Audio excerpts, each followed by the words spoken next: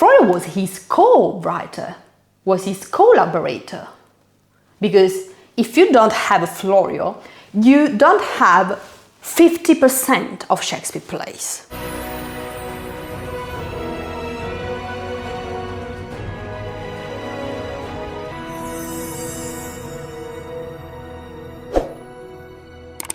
Hi everyone, welcome back to John Florio Channel. I am Mary and I'm here to talk about the great John Florio. Hi guys, I hope that you are all well. Don't forget to subscribe. Why? Because you get all this for free. If you want me to keep doing these videos, the only thing you have to do is to subscribe. It's a huge help for me. Don't forget also to share these videos with your friends, relatives, maybe also with people who know nothing about Shakespeare. They will get curious, who knows. Today we are diving deep into the central authorship question. So far, I have explored two main aspects of this so-called Shakespeare machine, the Shakespeare authorship. Collaboration in theatre, because plays in Shakespeare times were largely collaborative efforts, so understanding the plays required to interpret them in this context.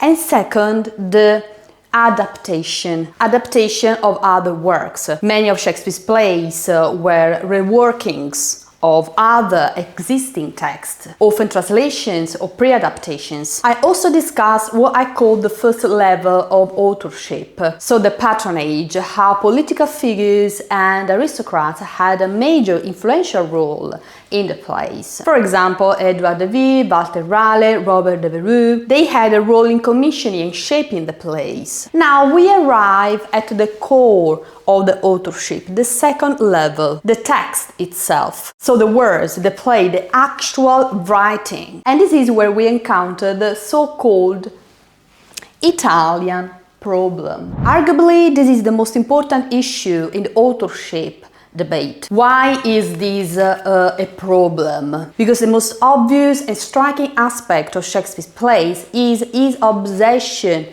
with Italy. Shakespeare's engagement with Italy falls into four key areas. They are language, culture, literature,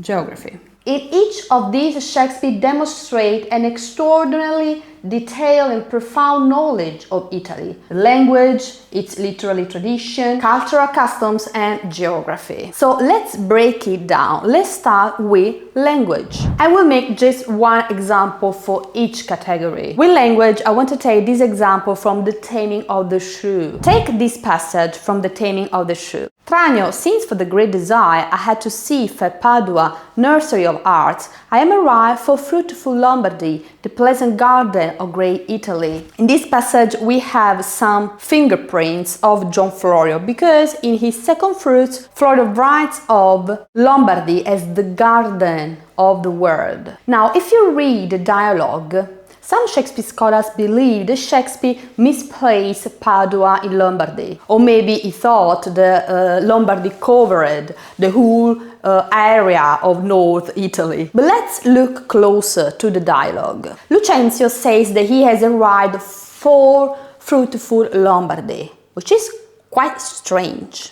It doesn't make any sense in English. In fact, many modern editions change this to in Lombardy, effectively inserting an error, so a grammar mistake. So the correct reading should be from Lombardy, not for Lombardy. But why does this matter? Why this grammar mistake matter? It matters because the mistake using for instead of from is the kind of error a native Italian speaker might make when translating literally. In Italian, the preposition per can mean through or for, which could easily lead to mistranslation.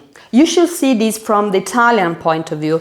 Italians lack the wide range of prepositions the English language has: for, by, from, through, to, at, making these mistakes typical for an Italian speaker learning English. So this suggests that whoever wrote this dialogue had an Italian linguistic mindset. Furthermore, Shakespeare seems to know Italian language very well. He mentions several times many Italian words, and he also makes many wordplays in both Italian and English. Another example is accost. Accost, Sir Andrew, accost.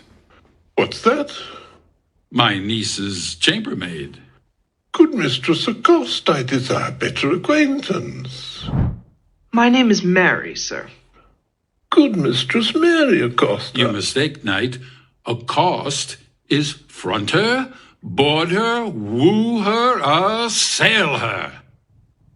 By my troth, I would not undertake her in this company. Is that the meaning of accost? Accost, Sir Andrew, accost. Is this the meaning of accost? He is making a meta-linguistic reference to the Italian word accostare.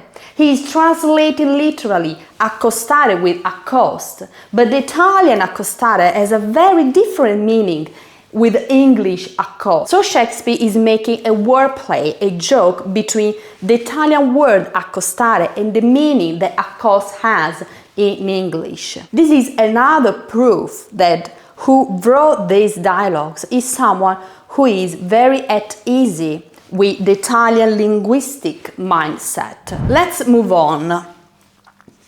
Geography. Let's take the same play that I mentioned with the Italian language, Taming of the Shrew. For example, Bergamo. Some Shakespeare scholars believe that Shakespeare never visited Italy because he mentions a sailmaker from Bergamo, despite Bergamo is a city inland. However, research shows that Bergamo was a major center for textile in the 6th century, producing materials like the silk, materials used for making sails. So rather than be an error, this actually shows that Shakespeare had a deep knowledge of the geography of Italy, a knowledge that John Florio had, because he was in contact with Italian silk merchants, and Florio himself was a silk dyer and knew many Italian silk merchants. Another example of the specific knowledge of Italian places. In Otello, Shakespeare demonstrates that he knew Sagittary, a narrow street in Venice for arrow makers. He knew the penthouse in the Ghetto Nuovo that still exists today. He knew about the Venetian wooden clocks, the zoccoli,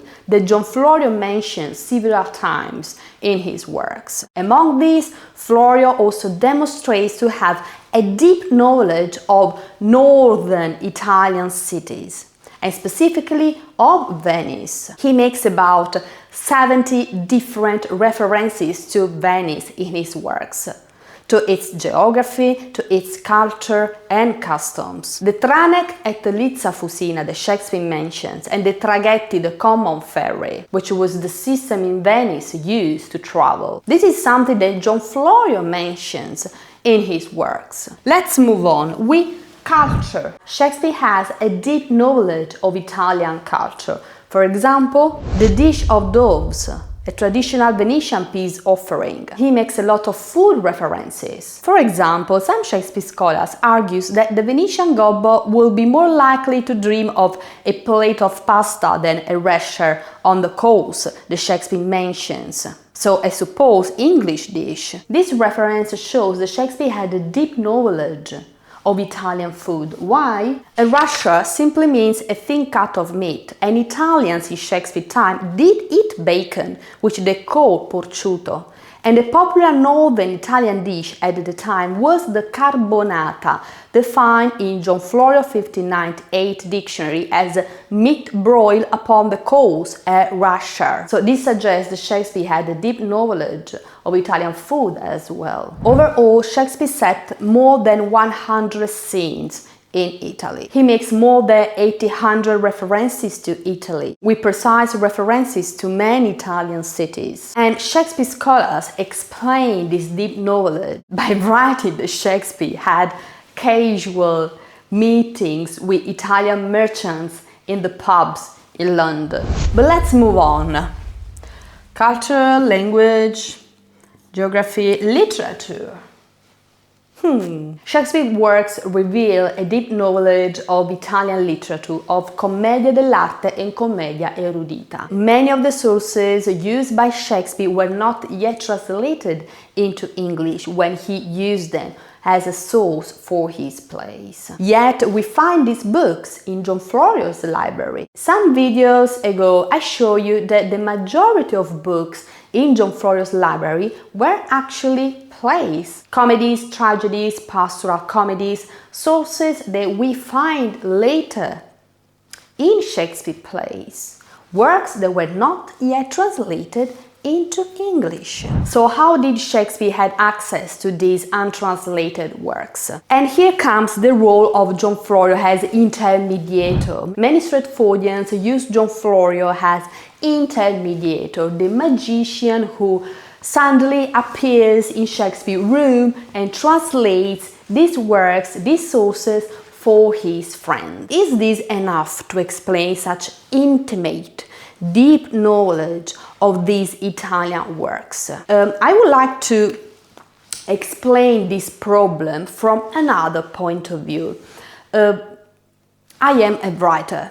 Writers don't compose intricate plays using languages, cultures, and traditions they don't understand firsthand. If I had to write a novel set in Spain, featuring Spanish-speaking characters, yet I had zero knowledge of Spain, wouldn't that be absurd? That's precisely the issue with attributing Shakespeare's Italian rich plays to the man from Stratford. If he lacked direct exposure to Italy, how could he have woven in Italian wordplays with Italian language, cultural details, and untranslated literary references so easily? It doesn't work, even if we take into account the idea that Florio was, as Shakespeare scholars claimed, intermediator, which is a stupid word they use to get away easily with a huge problem. Let's use Florio and we get away with it. But let's imagine for a moment that they are right. The Florio was the intermediator. What does this mean? What does intermediator literally mean? If Florio translated Italian books for Shakespeare, if Florio spoke to Shakespeare about Italian geography, Italian cities, Italian culture, that Florio mentions and knew very well, then he was a collaborator. He either got paid for it, because he couldn't waste so much time of his life with a man side by side with him every time Shakespeare had to write a play, and get nothing in return. So either Florio got paid, so he was officially hired to have that role, to collaborate. So let's use the words in a better way. Intermediator, what does this mean? How it is possible that every time Shakespeare has to write a play, this is Shakespeare, this is the play, there must be always something in between. Shakespeare never writes himself directly the play. There is always someone in between that can justify that knowledge that we find in the play. And that someone in between is always Mr. John Florio. Always. So let's describe things as they really are. What was really Florio's role if we want to admit that Shakespeare from Stratford really wrote his works? Okay, Florio was his co-writer, was his collaborator. Because if you don't have a Florio, you don't have 50% of Shakespeare plays. This is a huge problem. Everything connected with Italy, Italian language, Italian literature, Italian culture, I just made for you just a couple of examples, but we can go deep in the next videos and show how much Italy there is in Shakespeare plays. from the language, from the wordplay, from the literature. How can you justify such a huge, deep, intimate knowledge? As Louise Borges once said, England has chosen Shakespeare, and Shakespeare, let's put it in this way, is the least English of the English writers. The understatement is what is most typical of England, but Shakespeare tended towards hyperbole in his metaphor, and it would not surprise us at all had Shakespeare been, for example, Italian or Jewish. The joke is that Florio was both Italian and Jewish, but Borges recognized that Shakespeare's writing style was profoundly un-English in the way he wrote, with some grammar mistakes now and then, with his deep knowledge of the Italian cities, of Italian culture and Italian literature, translating sometimes literally some Italian dialogues from Italian to English. This supports the idea that someone like John Florio, used by the majority of Shakespeare scholars as intermediator, a word that means nothing. Florio, who was shaping, translating, readapting these sources into English, infusing them with Italian wordplay and cultural authenticity. In the next video, we will explore this issue far deeper, with specific examples that will shed more light into the authorship debate. Stay resolute.